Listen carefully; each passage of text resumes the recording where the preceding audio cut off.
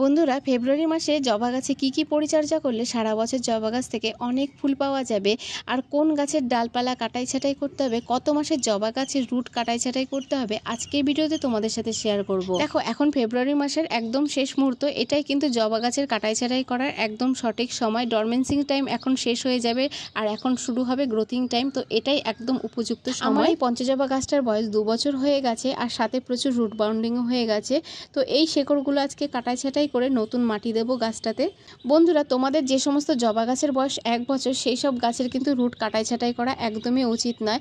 আর এই যে দেখো শেকড়গুলো আমি কিভাবে কাটছি, তোমরা কিন্তু কোনো ভয় পাবে না। এই শেকড়গুলো কাটলে কিন্তু গাছ মরে যাবে না, বরং গাছের এই শেকড়গুলো কেটে দিলে গাছের গ্রোথ অনেক ভালো হয়। একটানা টবের মধ্যে যে কোনো গাছ থাকতে থাকতে এরকম রুট বাউন্ডিং হয়ে যায়। তো এই যে মাঝখানের মেন শেকড়টাকে ঠিক রেখে সাইডের শেকড়গুলো কেটে দিলে গাছের কিন্তু কোনো ক্ষতি হবে না। শুরুতে এই কাজগুলো করতে আমারও অনেক ভয় লাগতো। আমিও ভাবতাম এই শেকড়গুলো কেটে দিলে হয়তো গাছ মরে যাবে, কিন্তু না, এই শেকড়গুলো কেটে দিলে গাছের কোনো ক্ষতি হয় না। তো এই যে যেই মাটিগুলো আমি গাছের গোড়া থেকে বের করলাম, এই মাটিগুলো কিন্তু আমি ফেলে দেব না, সার মাটির সাথে মিশিয়ে এই মাটিগুলোই আমি আবার টবে ব্যবহার করব। তো এবারে দেখো আমি গাছটা ঠিক কিভাবে প্রতিস্থাপন করছি। গাছটা কিন্তু টবের একদম মিডিলে রাখতে হবে, আর টবের নিচে আমি অল্প করে মাটি দিয়ে দিয়েছি। এবার ওপর থেকে আবারও মাটি দেব। আর মাটি দেওয়ার সময় তোমরা অবশ্যই খেয়াল রাখবে সাইডে যেন কোনো ফাঁক ফোকর না থাকে। তো এই যে দেখো আমার সব সার মাটিগুলো চেলে চেলে রেখেছিলাম, কিছুটা মাটি কম পড়েছে, তাই আবারও মাটি নিয়ে আমি দেখো কিভাবে চেপে চেপে টবের মধ্যে মাটিগুলো দিয়ে দিচ্ছি। জবা গাছে মাটি দেওয়া কমপ্লিট। এবার আমি গাছের ডালপালাগুলো কাটবো। এই সময় জবা গাছে 2-1টা কিন্তু কড়ি দেখা যাবে, তবে কড়ির মায়া না করে তোমরা ডালগুলো সুন্দর করে কেটে দেবে।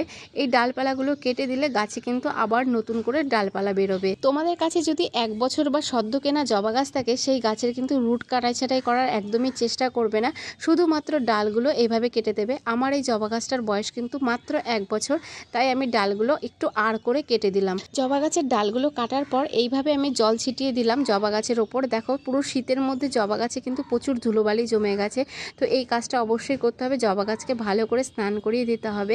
আর তারপরে সবথেকে মেন কাজ হচ্ছে, যেই ডালগুলো আমরা কেটেছি সেই ডালে ভালো ফাঙ্গিসাইড বা হলুদ লাগিয়ে দিতে পারো তোমরা। যে কোনো গাছের ডালপালা কাটার পর আমি ফাঙ্গিসাইড হিসাবে হলুদটাই ব্যবহার করে থাকি। আর এই কাজটা কিন্তু তোমরা অবশ্যই করবে, না হলে গাছে কিন্তু ফাঙ্গাসের আক্রমণ ঘটতে পারে। এইভাবে স্টেপ বাই স্টেপ ফেব্রুয়ারি মাসে জবা গাছের পরিচর্যা করতে পারলে সারা বছর জুড়ে জবা গাছে প্রচুর কুড়ি আর ফুলও আসবে।